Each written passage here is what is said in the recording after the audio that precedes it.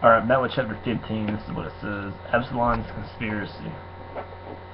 After this, Absalom got himself a chariot and horses and 50 men to run before him, and Absalom used to rise early and stand beside the way of the gate.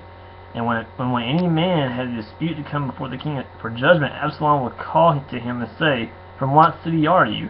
And when he said, "Your servant is of such and such a tribe in Israel," Absalom would say to him, "See, your claims are good and right, but there is no man designated by the king to hear you." And then Absalom would say, "Oh that I were judge in the land.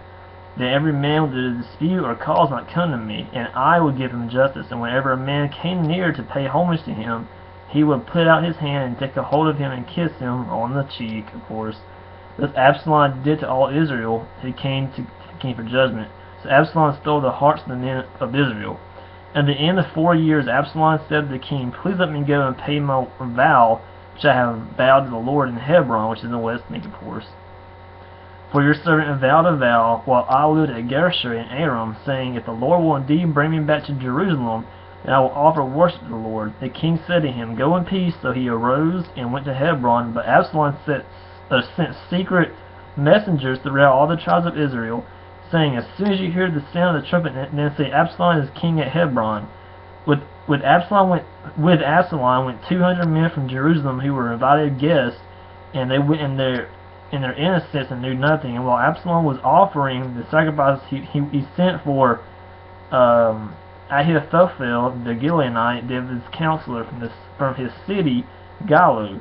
And the conspiracy grew stronger, and the people with Absalom kept increasing. David flees Jerusalem. And a messenger came to David, saying, "The hearts of the men of Israel have gone after Absalom." Then David said to all his servants who were with him at Jerusalem, "Arise and let us flee, or else there will be no escape for us from Absalom. Go quickly, lest he overtakes us quickly and bring down ruin on us, and strike the city with the edge of the sword." And the king's servants said to the king, "Behold, your servants are ready to do whatever my lord the king decides." So the king went out, and all his household after him, and the king left 10 concubines or wives to keep the house. And the king went out, and all the people after him, and they halted at the last house. And all his servants passed by him, and all the Cherethites, and all the Pelethites, and all the 600 Gideonites who had followed him from Gath passed on before the king. And the king said to Ittai the Gideonite, "Why do you also go with us? Go back and stay with the king, for you are a foreigner, and also an exile from your home. You came only yesterday, and shall I today make you wander about with us? Since I go, I know not where." Go. This is let's see our little thought. "I know not where. Go back and take your brothers with you. May the Lord show steadfast love and faithfulness to you." But Ittai answered the king, "As the Lord lives, and as my lord king lives, wherever my lord the king shall be, whether for death or for life, there also will your servant be." And David said to Ittai, "Go then." Passed on. So Ittai the Gittite passed on with all his men, all the little ones who were with him, and all the land wept aloud as all the people passed by. And the king crossed the brook Kidron, and all the people passed on towards the wilderness. And Abiathar came up, and behold, Zadok came also with all the Levites, bearing the Ark of the Covenant of God. And they set down the Ark of the Covenant until the people had all passed out of the city. The king said to Zadok, "Carry the Ark of God back into the city. If I find favor in the eyes of the Lord, he will bring me back, and let me see both it and his dwelling place. But if he says, I have no pleasure in you, behold, here I am. Let him do to me what seems good to him." The king also said to Zadok the priest, "Are you not a seer? Go back to the city in peace with your 2 sons, Ahimaaz your son, and Jonathan the son of Abiathar. See, I will wait at the fords of the wilderness until word comes from you to inform me." So Zadok and Abiathar carried the Ark of God back to Jerusalem, and they remained there. But David went up the ascent of the Mount of Olives.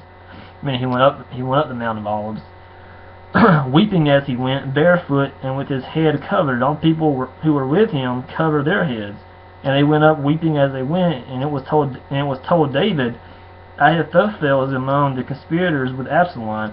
And David said, "O Lord, please turn the counsel of Ahithophel into foolishness." And he's like, please just let that be a lie. Don't let that be true. While David was coming to the summit of the Mount of Olives, where God was worshipped, that's just interesting there for a minute. You know, the Mount of Olives is very historical in a way. It's where God was worshipped in the Old Testament, you know, especially here. Of course, Jesus did his sermons at the Mount of Olives, and of course, when he returns, it's going to be on the Mount of Olives. So it's just it's a very historical place to meet one day. It will be the Mount of Olives. It says, "Behold, Hushai the Archite came to meet him with his coat torn and dirt on his head. David said to him, If you go on with me, you will be a burden to me. But if you return to the city and say to Absalom, I will be your servant, O king, as I have been your father's servant in time past, so now I will be your servant. Then you will defeat for me the counsel of Ahithophel. Are not Zadok and Abiathar the priest with you there? So whatever you hear from the king's house, tell it to Zadok and Abiathar the priest. Behold, their 2 sons are with him there, Ahimaaz Zadok's son, and Jonathan Abiathar's son, and by them you shall send to me everything to hear, or you hear. So Hushai, David's friend, came to the city just as Absalom was entering Jerusalem."